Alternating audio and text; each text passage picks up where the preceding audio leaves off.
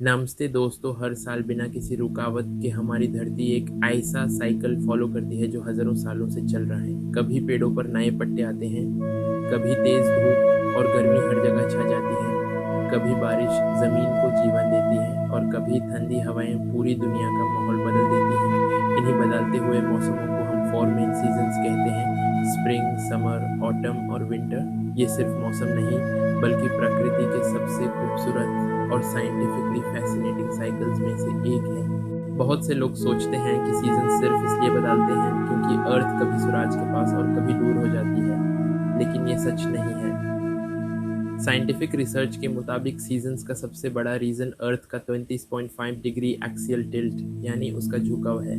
हमारी धरती सूरज के चक्कर लगाते वक्त सीधी नहीं रहती, बल्कि लगभग 33.5 डिग्री झुकी रहती है।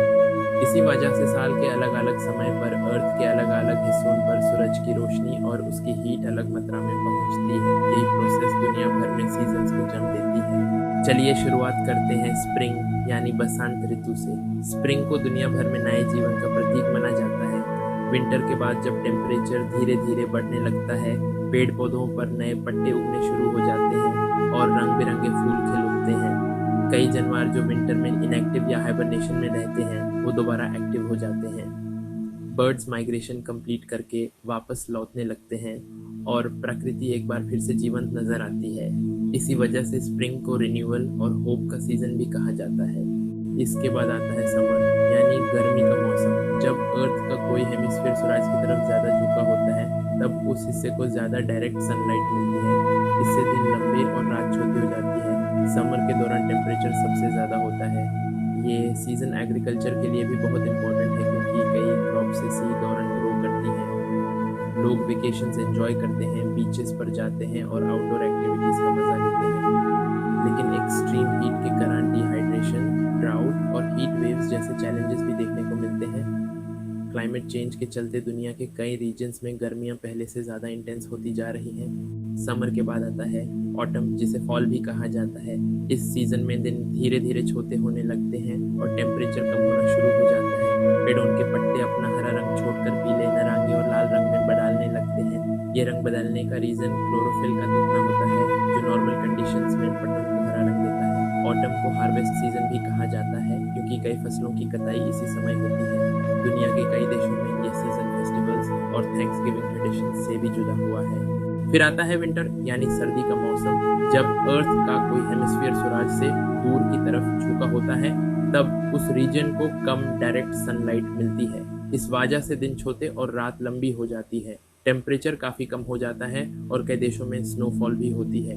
कुछ जानवर हाइबरनेशन में चले जाते हैं, जबकि कई बर्ड्स वार्मर रीजन्स की तरफ माइग्रेट करते हैं। इंसान भी अपनी लाइफस्टाइल में चेंजेस करते हैं, वार्म क्लोथ्स पहनते हैं और हीटिंग सिस्टम्स का यूज़ करते हैं। विंटर सिर्फ ठंड का सीज़न नहीं, बल्कि नेचर के रेस्ट फेज का भी सिंबल माना जाता है। ये समझना भी ज़रूरी है कि सीजन्स हर जगह एक जैसे नहीं होते। अर्थ के नॉर्दर्न हेमिस्फीयर और सदर्न हेमिस्फीयर में सीजन्स ऑपोजिट होते हैं। जब इंडिया, यूरोप और नॉर्थ अमेरिका में समर होता है, तब ऑस्ट्रेलिया, न्यूजीलैंड और साउथ अमेरिका के कई हिस्सों में विंटर चल रहा होता है।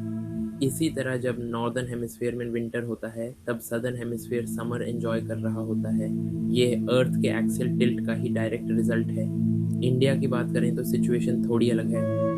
भारत में ट्रेडिशनल कैलेंडर के हिसाब से 6 ऋतुएं मानी जाती हैं: वसंत, ग्रीष्मा, वर्षा, शरद, हेमंत और शिशिर।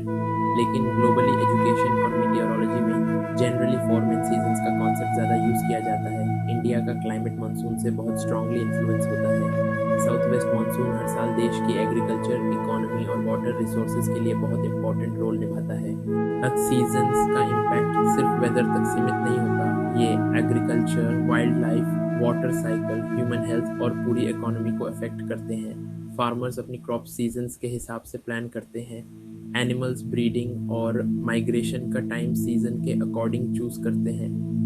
टूरिज्म इंडस्ट्री भी सीजनल चेंजेस पर डिपेंड करती है।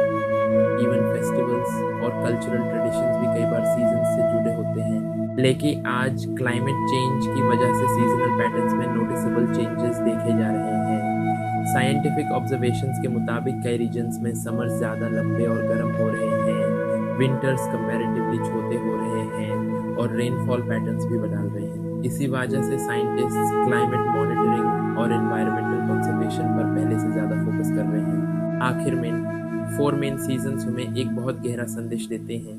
नेचर कभी एक जैसी नहीं रहती। हर सीज़न अपना एक पर्पस लेकर आता है।